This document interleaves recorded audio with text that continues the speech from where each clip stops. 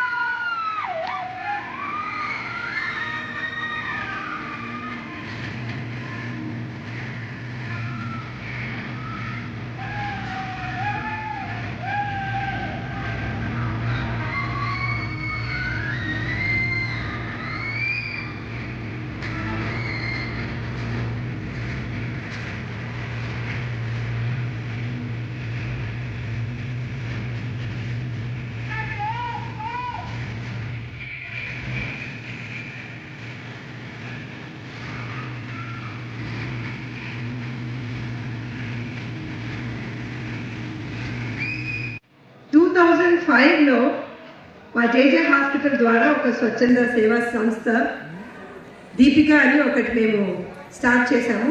దాని ద్వారా మా ఊర్లో, అంటే మాది నాగర్ కర్నూల్ డిస్ట్రిక్ట్ అండి, అక్కడ మేము హెల్త్ క్యాంప్స్ అవన్నీ కండక్ట్ చేయడం అనేది జరుగుతుంది. ప్లస్ స్పోర్ట్స్ డేస్ కూడా ప్రతి సంవత్సరం ఆ పర్టికులర్ మండల్లో మేము స్పోర్ట్స్ డే అవన్నీ చేస్తూ ఉంటుంది.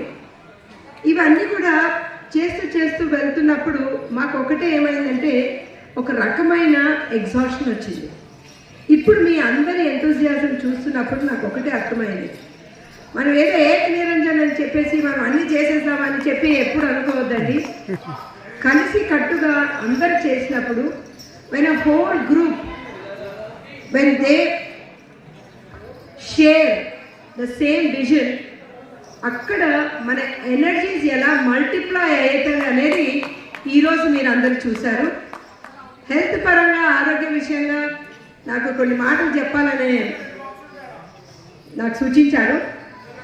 దాంతో నేను ఏమనుకుంటానంటే, ప్రతి ఒక్కరూ ఫిజికల్గా హెల్త్ అంటే సరిపోదండి. ఫిజికల్గా, మెంటల్గా, సోషల్గా, ఇమోషనల్గా, స్పిరిచువల్గా అన్ని శ్రేణుల్లోనూ వాళ్ళు సరి అయిన హెల్త్ పరంగా ఉంటేనే ఆ మనిషి పరిపూర్ణ హెల్త్ ఒక నిర్వచనం అన్నమాట.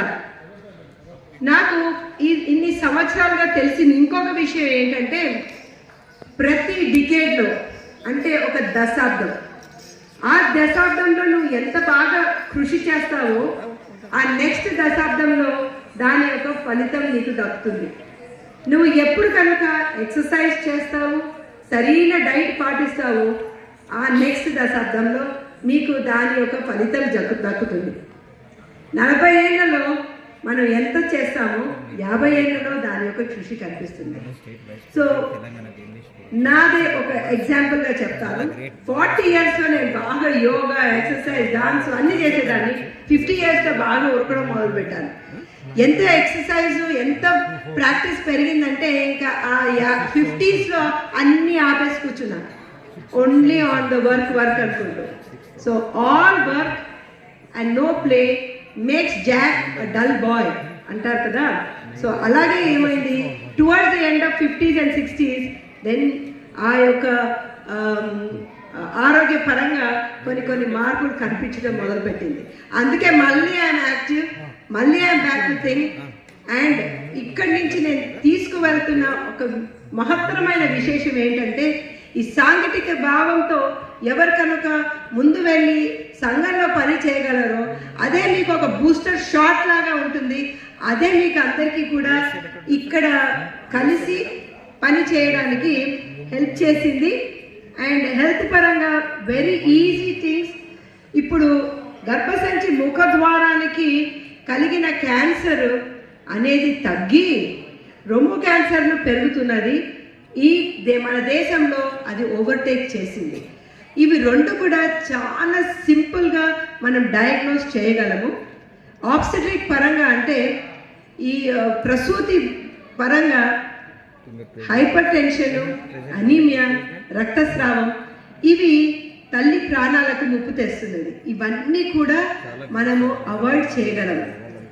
ఇలాంటి అవగాహనలు మనము ప్రజల్లోకి తీసుకువెళ్ళి అండ్ స్కూల్ చిల్డ్రన్లో అది మనం తీసుకువెళ్ళాలి. ఆబ్స్టెట్రిక్ సొసైటీ ద్వారా ధీరా అనే ప్రోగ్రామ్కి మేము స్కూల్ చిల్డ్రన్కి వెళ్తామన్నమాట. అక్కడ వాళ్ళకి యునెస్కో వాళ్ళ సర్టిఫికేషన్ కోర్స్ లాగా చేస్తాం. గర్ల్స్ని బాయ్స్ని కూర్చోబెట్టి ధీరా, నో వయలెన్స్ అగైన్స్ విమెన్, అది ఎప్పుడు కూడా మనము స్కూల్స్కి వెళ్తున్నాం, గర్ల్స్కి చెప్తున్నాం, మెన్స్ట్రల్ హైజీన్ గురించి చెప్తున్నాం, వాళ్ళ యొక్క రిప్రొడక్టివ్ ట్రాక్ గురించి చూస్తాం. కానీ ఆ స్కూల్స్కి వెళ్ళినప్పుడు బాయ్స్ కిడ్నీల నుంచి చూస్తారు, మాకేం ప్రోగ్రామ్ లేదా అనుకుంటూ. సో ఈ ధీరా ప్రోగ్రాంలో బాయ్స్ని గర్ల్స్ని కలిపి కూడా మేము ఈ ట్రీట్మెంట్ ఈ యొక్క కోర్స్ ఇస్తున్నాము. ఇది ఎవరికి కూడా ఏ స్కూల్ అన్నా ఎక్కడైనా సరే మీరు కనుక అప్లై చేస్తే మేమే వచ్చి ఈ యొక్క సర్టిఫికేషన్ కోర్స్ ఇవ్వగలం. దీని ద్వారా ఏంటంటే మనం సమాజంలో ఈ చిన్న పిల్లలలోనే ఆ విత్తనం మనం మనసులో నాటితే ఇదే పెరిగి 10-15 సంవత్సరాల తర్వాత అది వృక్షమై ఈ యొక్క సమానమైన భావము గర్ల్స్లోను బాయ్స్లోను కలుగుతుందని చెప్పేసి మా యొక్క అభిప్రాయము. అది మనము డెఫినెట్లీ మనం చూస్తాము. ఇలాగ మనకు ఎంతో మనం చేయగలము. ఇంతమంది కూడా ప్రసంగించినారు, వాళ్ళందరూ కూడా కలిసి ఒక నీడ కింద తీసుకొని వచ్చి దాన్ని ప్రదర్శించలేకపోయినాము. ఇది మెయిన్గా సమాజ వృద్ధి ఏదైతే ఉందో, అంటే ఆరోగ్యం లేకుండా మీరేం చేయలేరు. ఆరోగ్యం అనేది ప్రధానమైన విషయం. ఆరోగ్యం లేకుండా మనం ఏమీ చేయలేము, ఉన్న డబ్బులు కూడా పోతాయి. సో అందుకని ఆరోగ్యం కాపాడుకోవడం చాలా అవసరం. దానికి మూలాలు ఏంటంటే మన వ్యవసాయం అనేది ప్రకృతి సిద్ధంగా ఉండాలి. మనం తినే విష పదార్థాల వల్ల మనకి ఎన్నో రోగాలు వస్తున్నాయి. అది చాలామందికి రైతు రావట్లేదు. మేము ప్రతి ఊరు తిరిగి చెప్తున్నాం, రైతులకి అవగాహన ఇస్తున్నాం. స్ప్రే చేసేది మీ దగ్గర మీ పొలం ఆగుతలేదు, అది మొత్తం ప్రపంచంలో బాగుతుందని చెప్పి. ఎందుకంటే మన వాళ్ళు బయట వాళ్ళు కూడా కొనే పదార్థాలు మనం పండించినాయి కదా, కందిపప్పు కావచ్చు, రైస్ కావచ్చు, అది మనకు చల్లే ప్రతి విష పదార్థం అది ఎక్స్పోర్ట్ కూడా అవుతుంది ఆహార పదార్థాలతో పాటు. సో దాంతోపాటు మన పిల్లలు, మన వచ్చే తరాలు ఏవైతున్నాయో అవి తిని నష్టపోతున్నాము. సో ఎన్నో ఎగ్జాంపుల్ చెప్పొచ్చు, మనకు అంత టైం లేదు కాబట్టి నేను ఎక్కువ విషయం లోతుగా వెళ్ళట్లేదు. కాకపోతే టీడీఎఫ్ తరఫున, నా స్వచ్ఛంద సంస్థ నిరామయ సొసైటీ తరఫున కూడా ప్రత్యేకంగా ఆరోగ్యం గురించి ఎన్ని విధాలుగా ప్రయత్నాలు చేయాలో అన్ని విధాలుగా ప్రయత్నం చేస్తున్నాం. విద్య విషయంలో కూడా, అంటే ఫిజిక్స్, సైన్స్, మ్యాథ్ తెలిస్తే సరిపోదు. అసలు మనం ఏం తింటున్నాము, ఎటువంటి శ్వాస తీసుకుంటున్నాం, ఎటువంటి యాక్టివిటీస్ చేస్తున్నాం, అంటే యుక్తాహార విహారస్య అంటారు కదా. సో యుక్తితో కూడిన ఆహారము, మనం ఎక్కడెక్కడ తిరుగుతున్నామో, ఎక్కడ తిరగకూడదో తెలుసుకొని ఉండడము, మన ఎన్విరాన్మెంట్, మన స్ట్రీట్ ఎట్లా ఉంది, మన వీధులు ఎట్లా ఉన్నాయి, మన ఇంటి లోపల ఎటువంటి సామాన్లు పెట్టుకుంటున్నాం. ఎందుకంటే ఇప్పుడు జనరల్గా వీళ్ళలో పోయినా చూస్తాం అనమాట, ఏమేమో కొనుక్కొని పెట్టుకుంటారు అనమాట. ఎందుకు పనికొస్తాయో, ఎప్పుడు వాడతారో తెలియదు. కానీ దానివల్ల ఇంట్లో వాతావరణం అనేది మారిపోతుంది. సో పిల్లలకు కూడా ఆస్మా లాంటివి కానీ రకరకాల రోగాలు వచ్చే కారణంగా మనకు అది చాలా ప్రాబ్లమ్స్ ఉంటాయి. అందుకని శుద్ధత అనేది ఇంపార్టెంట్. అట్లానే తినే ఆహారంలో కూడా ఎంత ప్రకృతికి దగ్గర ఉన్న పదార్థాలు తీసుకుంటే అంత మంచిది. అట్లానే మల విసర్జనలు ఏవైనా కూడా టైంలో ఉండాలి. శరీరంలోని మలినాలు పోవడానికి ఏంటంటే మనం దాని మీద ధ్యాస పెట్టాలి. ఇవాళ రేపు ఏంటంటే పనిలో పడి, స్కూళ్ళలో పడి, కాలేజీలో పడి, బయట తిరగడంలో పడి అసలు మన శరీరం నుంచి ఏం తీసేయాలో కూడా తీయకుండా మనం లోపల దాచిపెట్టుకుంటున్నాం. అందుకనే రోగాలు అనేది పెరుగుతూ పోతా ఉన్నాయి. సో అందరికీ కుండ బొజ్జలు అనేది కామన్ అయిపోయింది మన దగ్గర. సో అట్లా కాకుండా కొంచెం మన ఆరోగ్యం మీద దృష్టి పెట్టడం చాలా అవసరము. సో విద్య, ప్రకృతి సిద్ధమైన జ్ఞానం అనేది మనకు పిల్లలకి మనము ప్రాక్టీస్ చేయాలి, పిల్లలకు అందించాలి. అట్లానే వైద్యపరంగా కూడా ప్రతిదానికి నేను టాబ్లెట్ దొరుకుతుంది, ప్రతిదానికి నేను మందు వేసుకుంటాను, ప్రతిదానికి డాక్టర్ దగ్గర పోతా అవసరం లేదు. ఓకే, 30-40 ఏళ్ళ కింద నాకు ఇన్ని హాస్పిటల్లో లేవు, ఇన్ని రోగాలు లేవు. ఓకే, చాలా క్లీన్గా ఉండే అలవాటు ఉండేది, ఒక యుక్తి అనేది వాడేవాళ్ళు. అందుకని వైద్యపరంగా కూడా ప్రతిదానికి పరిగెత్తకుండా ఏంటంటే ఇంట్లోనే ఎన్నో రకాలుగా మనం ఆరోగ్యం కాపాడుకునే విషయాలు ఉంటాయి. వాటికి మేము తెలుపుతుంటాం.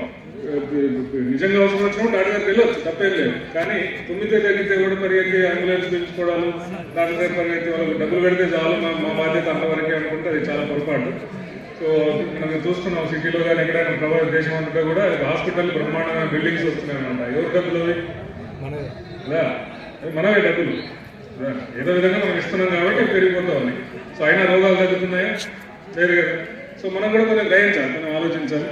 సో ఏదో ఒక విధంగా మనం బాధ్యత తీసుకొని సెల్ఫ్ కేర్ అనేది ఇంపార్టెంట్. అంటే నా ఆరోగ్యాన్ని ఎవరి చేతిలో పెడితే ఉపయోగం లేదు. రోగం ఎట్లా వచ్చే అవకాశం ఉంటే వస్తుంది, అప్పుడు ఎట్లా డాక్టర్లు అవసరం ఉంటుంది. కానీ ప్రతిదీ మనమే చెడగొట్టుకొని తెలుసుకోకుండా ఆహార విధానాలు కానీ లైఫ్ స్టైల్ డిసీజెస్ ఏవైతే ఉన్నాయో ఇప్పుడు చాలా ర్యాంపెంట్గా ఉన్నాయి. సో ఏ రోగం కూడా తగ్గలేదు మందుల వల్ల.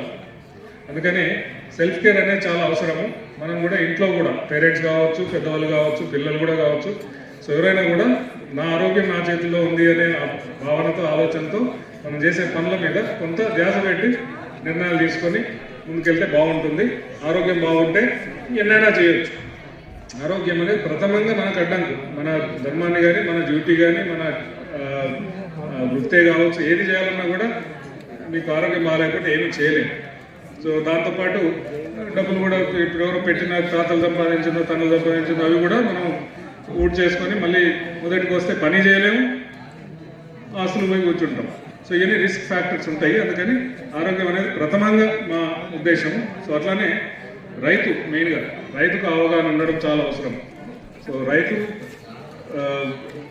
తన సంపాదన పెంచుకోవాలి, అట్లానే సమాజాన్ని తను పండించిన పంట వల్ల సమాజానికి ఆరోగ్యాన్ని కూడా ఇచ్చే ఉద్దేశంతో పండిస్తే బాగుంటుంది. ఆ విషయాలని మేము ప్రతి ఊరు తిరిగి 25 గ్రామాలు, ప్రతి 6 నెలలకు ఒక 25 గ్రామాలు తీసుకొని వాళ్ళకి అవగాహన ఇచ్చి మార్పు తీసుకొస్తున్నాము. నాటు విత్తనాలు ఇవ్వడము, ప్రకృతి సిద్ధంగా మట్టిని సారవంతం చేయడము, తర్వాత ఈ పెస్ట్ మేనేజ్మెంట్ అయితే పురుగు మందులు కానీ ఇవన్నీ బదులు ప్రకృతి సిద్ధంగా మనం చేయొచ్చు. వావిలాకు, కానుగాకు, ఇటువంటి చాలా రకరకాల విషయాలు ఉన్నాయి మన చుట్టూ ఉండేటివి.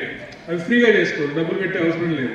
ప్లస్ మనకు అందరికీ ఉపయోగపడేది, రైతుకు మంచిది, తినే వాళ్ళకి మంచిది, మట్టికి మంచిది, గ్రామానికి మంచిది, తర్వాత ఎకానమీకి డబ్బులు మనకు లాస్ కాకుండా ఉంటుంది. ఇప్పుడు అది ఏదైనా సరే, ఇప్పుడు ఆవులు పెంచామనుకోండి, మనకు రెవెన్యూ అనేది ఊర్లో ఉంటుంది. బయట ప్రతి మందు కొనేది మనకి ఎక్కడ పోతుంది, జర్మనీయో ఫ్రాన్స్ ఎక్కడ పోతుంది అన్నమాట. మనం గుల్ల చేసుకొని వేరే దేశాలను మనం ప్రాస్పర్ చేస్తున్నాం అనమాట. అన్నీ ఏ విధంగా చూస్తున్నాం, మందులు రోగం వస్తే మందులు తీసుకున్నాం బయట. సో అందుకని ఈ ఆలోచన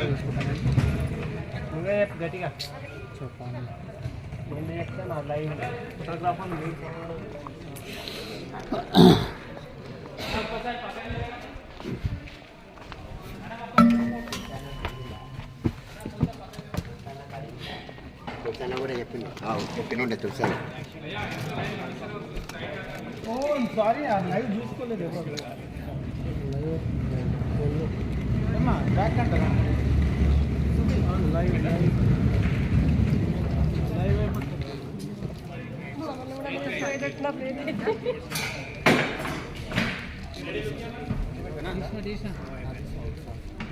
తీసేదే సార్ ఒక్కసారి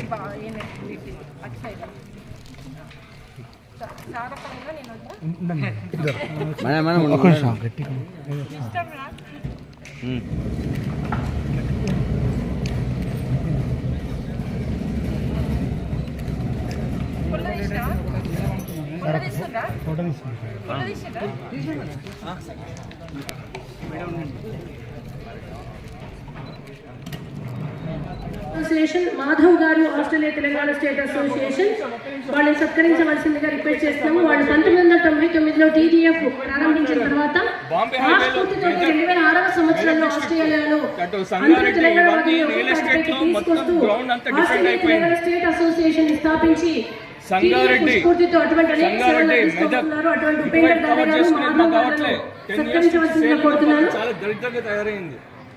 4 గంటల ఇవన్నీ వెళ్ళిన తెల్లాపూర్ మొత్తం రియల్ ఎస్టేట్ వెళ్ళిపోయి మొత్తం పొలాలన్నీ ఇదైపోయినాయి. మంచి నీళ్ళు వచ్చాయి, మంజీరా నీళ్ళు, అట్లాంటివి అన్నీ అయిపోయినాయి. సో మీరు ఒక్క వైపే చూస్తున్న సిటీని, ఇంకో వైపు ఎందుకు చూడట్లేదు? Bombay we're having metro city and that is a metro city. Deepti Rao garu please TDF Vanitha చేయూత ఉమెన్ ఎంపవర్మెంట్ మీద మాట్లాడనున్నారు. I am not a engineer but I have studied. This is other subject right now.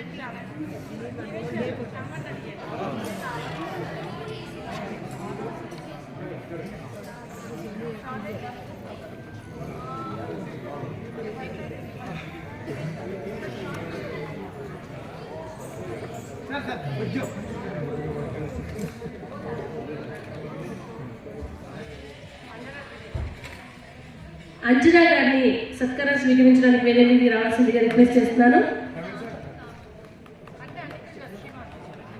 Shivani గారిని సత్కారం స్వీకరించడానికి వేదిక మీదకి రావాల్సిందిగా రిక్వెస్ట్ చేస్తున్నాను. Shivani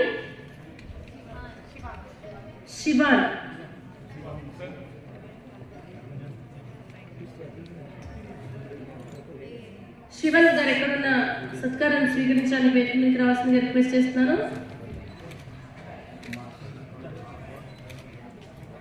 wait look here sir.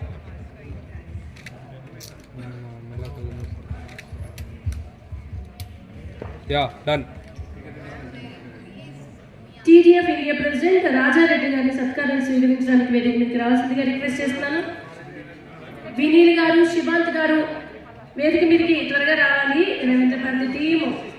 Sushil గారు, వినీల్ గారు, శివాంత్ గారు, రాజారెడ్డి గారు,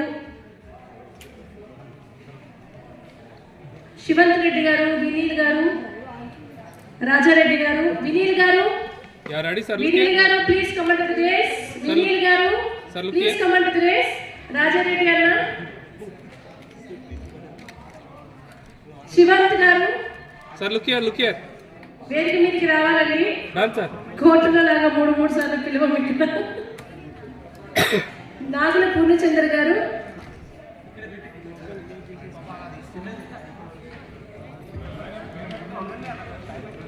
such a sweet team.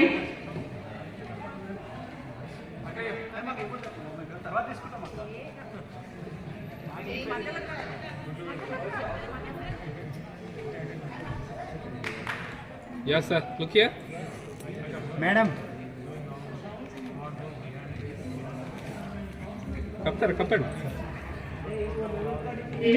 So Divesh గారికి తల నుంచి వందనం ఇస్తున్నాను. ఇట్లాంటి he's a very humble person, down to earth. అసలు నన్ను మెచ్చుకోండి, నాకు పబ్లిసిటీ ఇవ్వండి అని కూడా అడుగుతాను, కానీ తను చేసే పని చేస్తున్నారు. ఈ 2 yearsలో క్లోజ్ టు $100,000 మన 4 ప్రాజెక్టులకు తను స్వయంగా పర్సనల్గా ఇచ్చిండు. టీడీఎఫ్ పేరు మీద నేను జరిపించాను, కానీ ఈ all gay from his own pocket.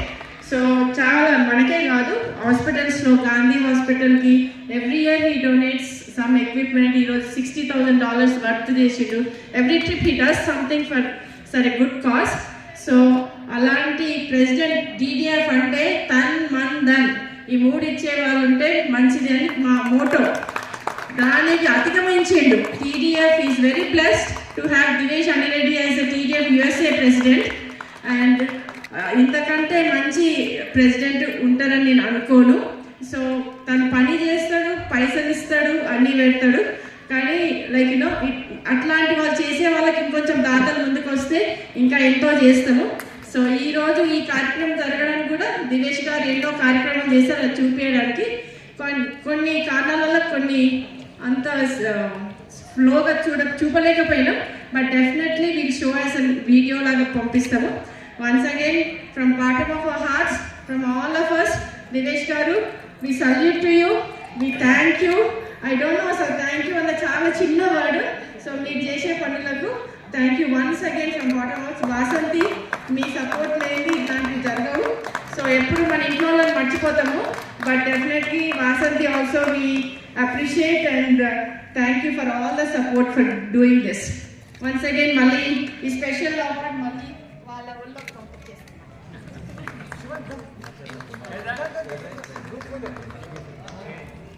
Telangana journalist forum state vice president Macharla Kumaraswamy garu తదనంతరం సత్కరించవలసిందిగా టీడీఎఫ్ మెంబర్స్ రిక్వెస్ట్ చేస్తున్నాను.